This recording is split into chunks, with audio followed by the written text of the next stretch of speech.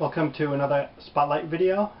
This character Spotlight is on Batman, created in 1939 by Bob Kane and Bill Finger. Batman is one of the two big icons at DC that sell their most books and make their most money. Besides Superman, it's Batman. They're neck and neck. Could be said either one is at the top. Batman started out partially because of the success of Superman.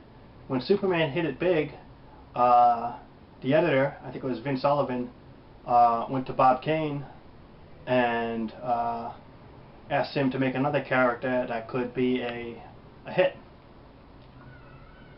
When Bob Kane found out what the Superman creators were making, he said on Monday, from that Friday, that he would have a character. He went home and he traced over the Superman design and copied elements of basically how the design went. That probably influenced why Batman has boots similar to Superman, a chest piece, outer trunks, and a belt area. He also had red in the costume. And he went to his friend Bill Finger, and Bill Finger was the one who suggested turning the costume gray. He was the one who suggested adding gloves, as well as making what was a Zorro type mask into a cowl like a bat. That was Bill Finger. And he also, Batman had these like wings really. It was Bill Finger who suggested turning it into a cape and had the scalloped edges on the cape. Bill Finger was writing it, and they based his first few Batman stories off the pulps like The Shadow. It was Bob Kane and Bill Finger who not only did the first issue together and the all-important origin story, they told many stories, and later on Bob Kane got Jerry Robinson basically to do the ghost art for him as he was ghosting. Even though Bob Kane wrote his name on it, it was Jerry Robinson and other artists who were drawing the book. Among Jerry Robinson's contribution to Batman were The Joker, with Bill Finger writing, as well as Bill Finger and Jerry Robinson made Robin as well. Two main parts of Batman's universe, Robin and the Joker. Batman had a lot of influences from the pulp, Zorro, The Shadow, but he trailblazed his own path and he caught on with a big appeal. Batman in a way was the opposite of Superman. He didn't have any superpowers, the colors on his costume were dark, he had to rely on his brain, his wits, and his gadgets to fight crime. Batman is one of the few superheroes who is a cultural icon around the world. You say the name Batman and people know who you're talking about.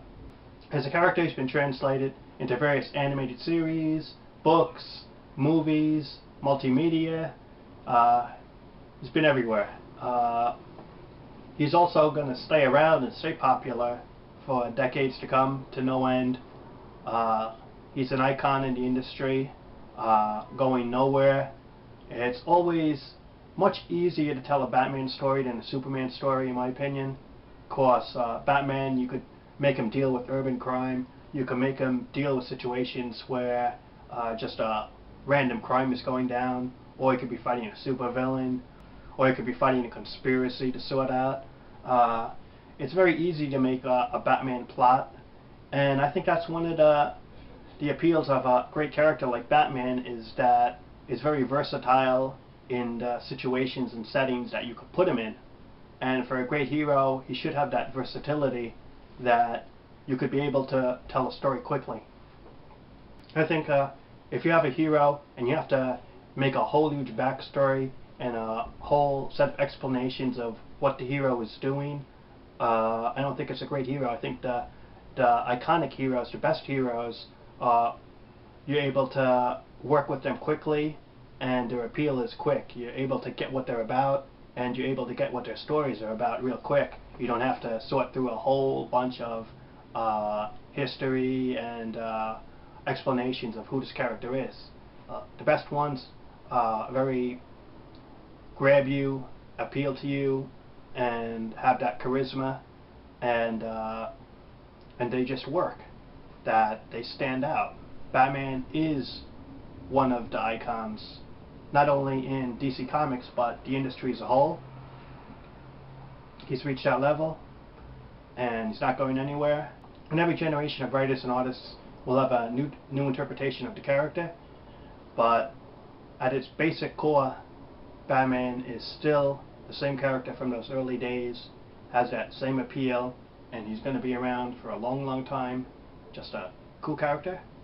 So that's the episode today. Thanks for watching. Subscribe if you haven't, and I'll talk to you later.